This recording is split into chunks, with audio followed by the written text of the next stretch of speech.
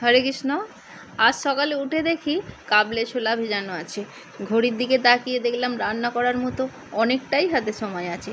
তাই ভাবলাম ভগবানের জন্য আজ নয় নানপুরি ভোগ বানানো যাক। আমি 2 বাটি ময়দা নিয়ে নিয়েছি, আর এইতে সাদা তেল দিয়ে ময়ান দিয়ে দিতে হবে।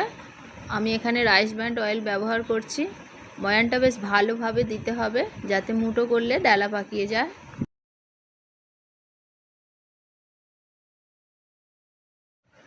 এরপর 1 কাপ টক দই, 2 চামচ চিনি, স্বাদ মতো লবণ আর 1 চামচ বেকিং পাউডার আর 1 চিমটে খাবার সোডা ভালো করে মিশিয়ে নেব।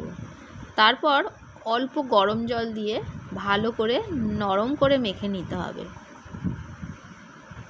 মাখাটা যত নরম হবে নানপুরিগুলো পাউরুটির মতন নরম তুলতুলে হবে।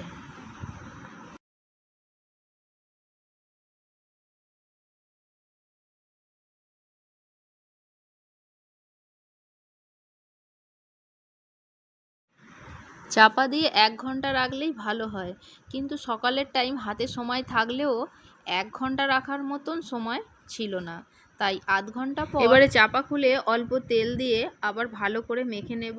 তেলটা দিলাম যাতে হাতে লেগে না যায়। এবারে কিছুক্ষণ বেশ ভালো করে মেখে নিতে হবে। এবারে গুচি কেটে বেলে নিয়ে গরম তেলে ছেড়ে দিলেই তৈরি হয়ে যাবে ফুলকো ফুলকো নানপুরি।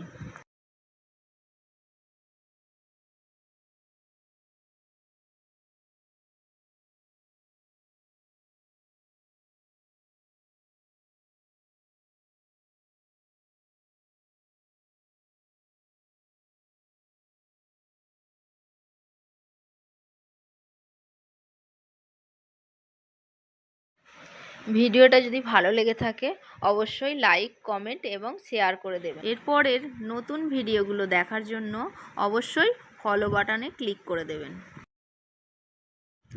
এবারে গরম গরম নানপুরির সাথে কাবলের ছোলার তরকারি ভগবানকে নিবেদন করুন। হরে কৃষ্ণা।